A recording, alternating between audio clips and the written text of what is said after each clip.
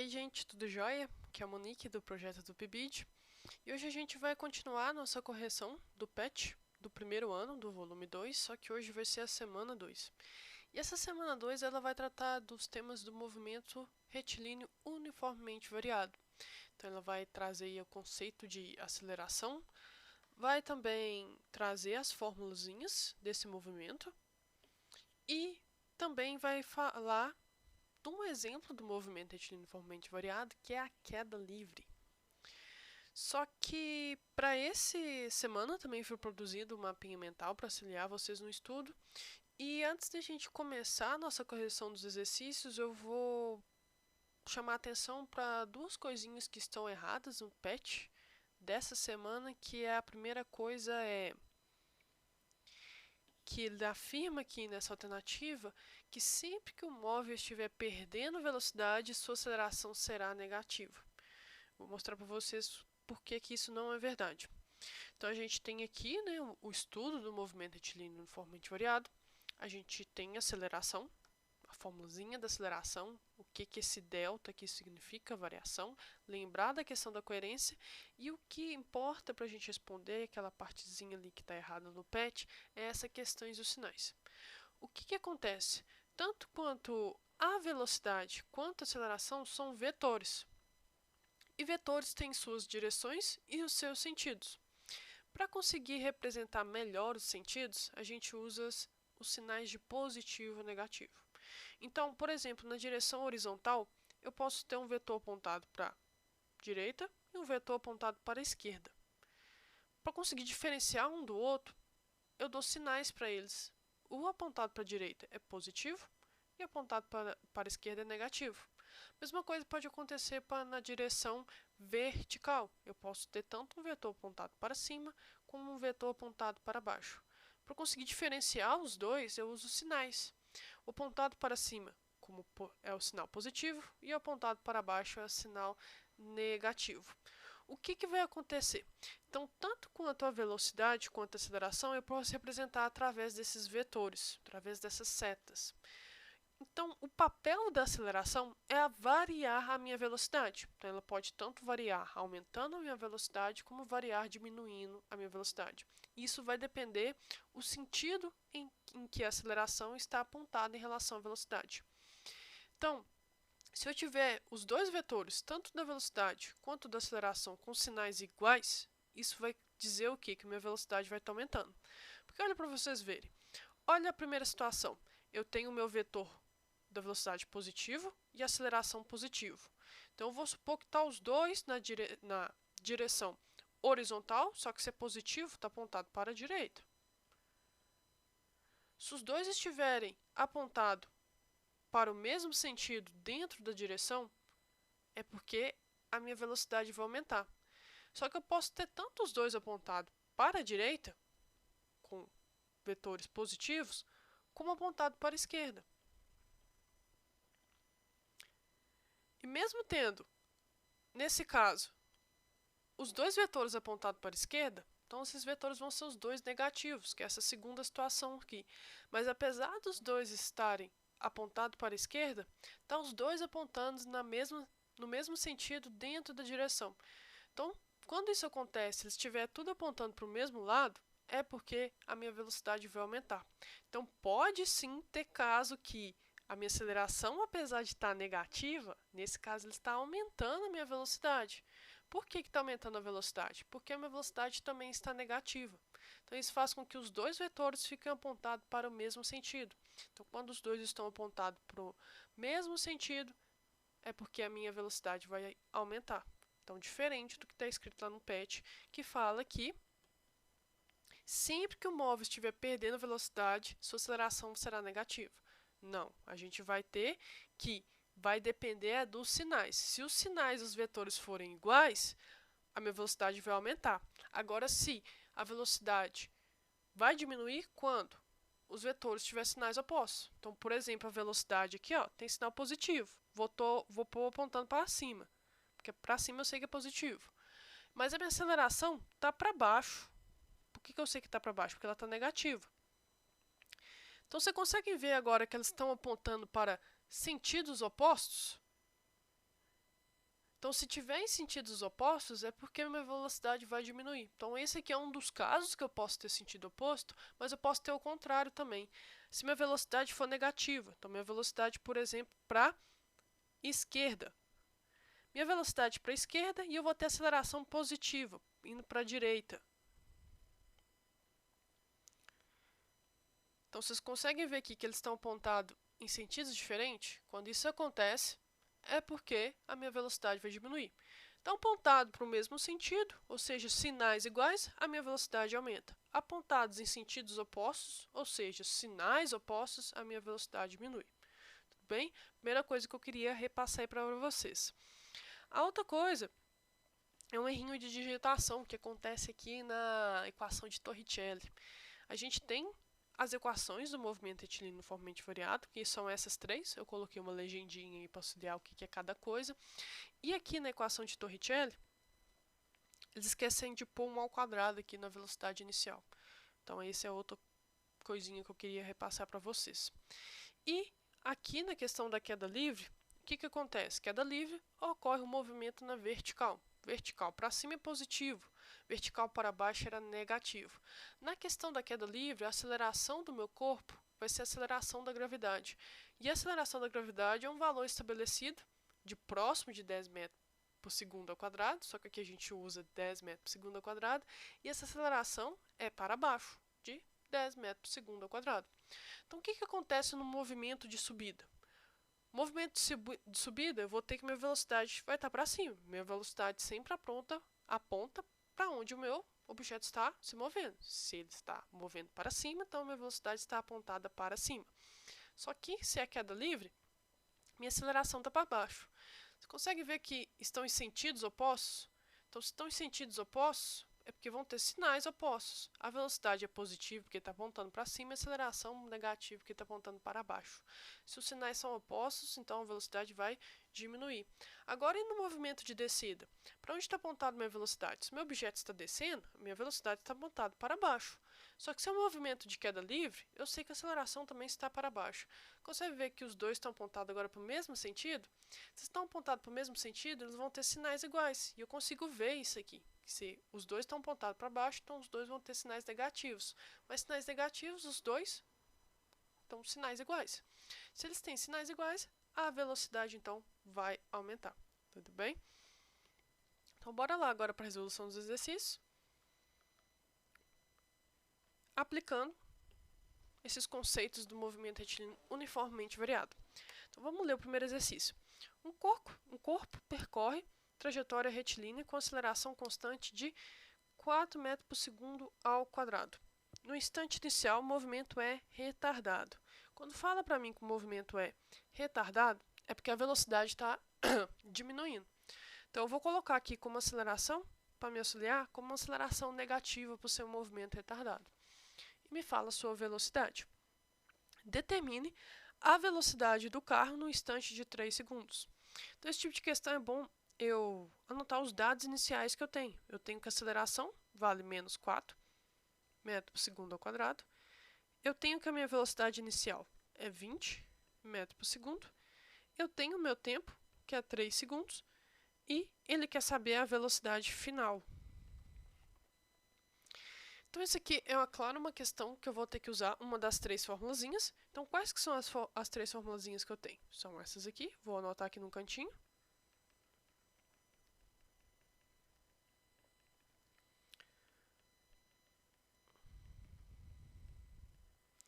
Então, a questão é, eu tenho essas 3 formulazinhas para usar. Qual formulazinha que eu vou usar? Eu vou usar aquela que eu consigo preencher com os dados que eu tenho, e o único dado que eu não tenho vai ser exatamente o que eu estou querendo achar. Então, por exemplo, vou olhar a primeira aqui. Ó. Eu tenho o dado da velocidade final? Não tenho. Da inicial eu tenho? Eu tenho. Da aceleração eu tenho? Tenho. Do tempo eu tenho? Tenho.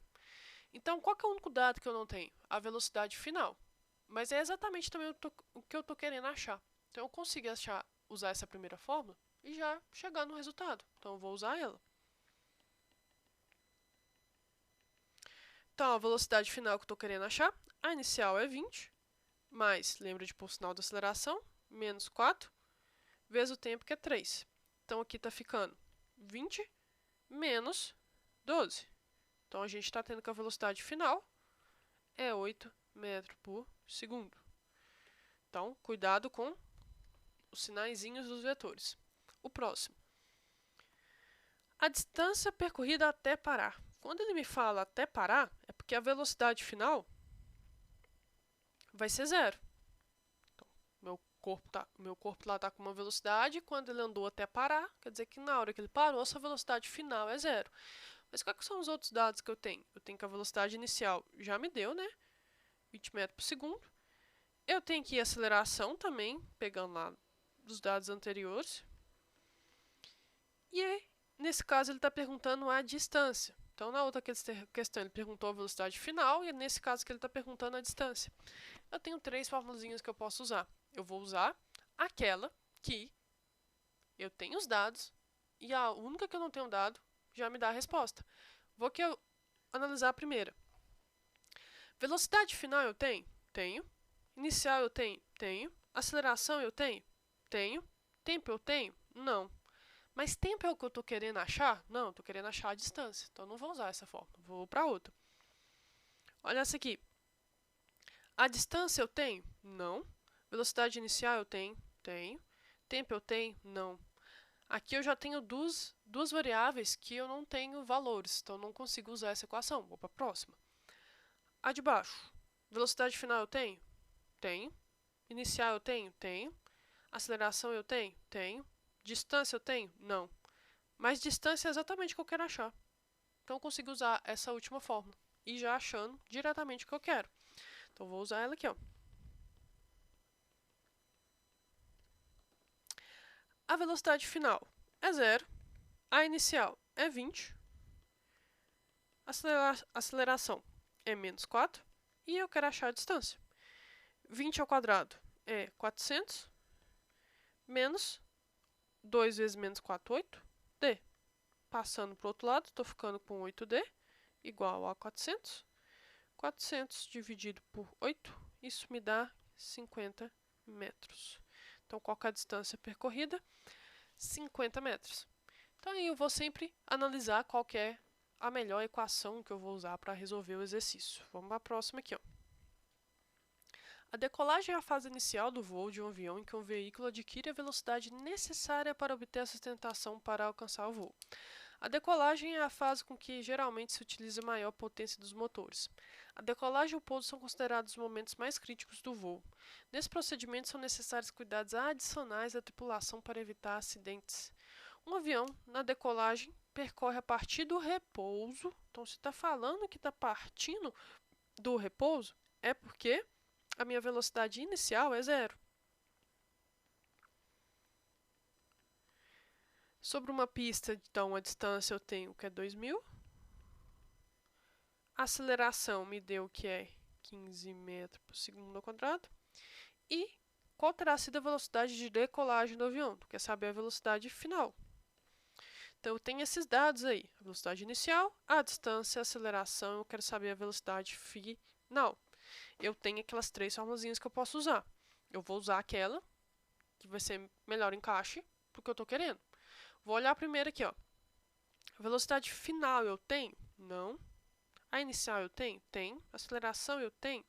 Tenho. Tempo eu não tenho. Então, já tem 2 grandezas que não têm valores, então não consigo usar essa equação. Vou para de baixo.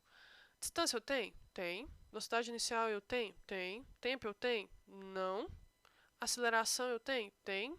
Tempo eu não tenho. Mas tempo é o que eu não tenho, mas é o que eu estou querendo achar? Não. Eu estou querendo achar a velocidade, então vou para de baixo. Olha de baixo. Velocidade final eu tenho? Não. A inicial eu tenho? Tenho. A aceleração eu tenho? Tenho. E a distância eu tenho? Tenho. O que eu não tenho aqui? Eu não tenho a velocidade final, mas é o que eu estou querendo achar? É. Então, eu vou conseguir usar essa última fórmula. Então, vou usar ela aqui no cantinho. Eu vou ter o seguinte. Vou ter que velocidade final, velocidade inicial, mais 2 vezes a aceleração vezes a distância. Substituo os valores. Velocidade final eu não tenho, é o que eu estou querendo achar, né? A minha inicial é 0. 2 vezes a aceleração, que é 15, e a distância é 2.000. Então, multiplicando isso aí tudo, eu estou chegando com 60.000 velocidade ao quadrado. E a raiz de 60.000 vai ser aproximadamente 245 metros por segundo ao quadrado. Porque aqui, como está ao quadrado, eu passo aqui tirando a raiz de 60.000. Então, eu chego em 245 metros por segundo ao quadrado. Se for questão 2, vamos para 3. Um automóvel que anda com velocidade de 72 km por hora é freado de tal forma que 6 segundos após o início da freada, sua velocidade é de 8 metros por segundo. O que é a primeira coisa que eu estranho quando eu leio essa questão? As unidades. Na primeira parte, a unidade tem km por hora, o tempo tem segundo e depois uma velocidade em metro por segundo. Então tem que lembrar da coerência. Então aqui, se a gente está usando tempo em segundos e uma velocidade aqui em metro por segundo, essa velocidade aqui também tem que estar em metro por segundo. Então a primeira coisa que eu vou fazer é transformar ela para metro por segundo. Como que eu faço isso? Eu divido por 3,6. Vou chegar em 20 metros por segundo. Então, qual que é os dados que eu tenho aqui? Ó? Vou anotar os dados dessa questão me deu. Me deu a velocidade inicial, que é o que eu acabei de transformar aqui, que é 20 metros por segundo. Me deu o tempo, que é 6 segundos. E me deu a velocidade final, que é de 8 metros por segundo. É isso que está me falando aí no enunciado. A questão é a pergunta, qual é a aceleração imposta pelos freios do carro? Então ele quer saber a aceleração. Eu vou caçar lá então nas 3 equações qual que vai ser a melhor equação que vai encaixar aqui. E quando eu faço isso, usando o mesmo esqueminha que eu já expliquei para vocês, eu vou ver que é a primeira equação. Por quê? Eu tenho velocidade inicial? Tem. Velocidade final também tem. Aceleração também não me deu, né? Aceleração é o que eu estou querendo achar. E o tempo me deu. E o que eu não tenho é exatamente o que eu estou querendo achar. Então, eu consigo usar a primeira equação. Então, vamos usar ela aqui. Substituir os valores. Velocidade inicial. A gente tem que... A velocidade final, né? É 8. A inicial é 20. A aceleração é que eu estou querendo achar. E o tempo é 6. Então, eu vou ter que 20 passa para lá, vai ficar 8 menos 20 dá menos 12. Dá 6 a aceleração. Então, a aceleração vai ficar menos 12 dividido por 6. Está ficando menos 2 o quê? Metro. Menos 2 metro por segundo ao quadrado. Então, esse aqui é o valor da minha aceleração. Tudo bem? E faz sentido. Por quê? Que a aceleração deu negativa? Porque o meu carro está sendo freado. Ok? Então, lembra de colocar os sinais certinhos. A B fala, qual o tempo gasto pelo móvel até parar? Então, tá falando aqui, ó, até parar. Quando ele para, é porque a velocidade final é 0. Então, deixa eu jogar aqui, diminuir isso aqui, para não confundir. Um pouquinho em cima, que aí não confunde. Então, falou ali até parar, é porque a velocidade inicial é 0. Quais são os outros dados que eu tenho, então? Velocidade inicial, me falou lá no enunciado, né, que é 20 metros por segundo. Me falou também que a aceleração, eu já acabei de calcular a aceleração aqui, né, é menos 2 metros por segundo ao quadrado. E eu quero achar o quê? O tempo. Vou lá nas 3 equações e vou ver qual que encaixa melhor para mim. A que vai encaixar melhor para mim também vai ser a primeira. Por quê? Eu tenho dado a velocidade final? Tem, é 0. Velocidade inicial eu tenho? Tem, é 20. Aceleração eu tenho? Tem, é menos 2. E eu quero achar o tempo. O tempo eu não tenho e é exatamente o que eu quero achar. Agora é só substituir. Final é 0, inicial é 20. Mais a aceleração que é menos 2 vezes o tempo.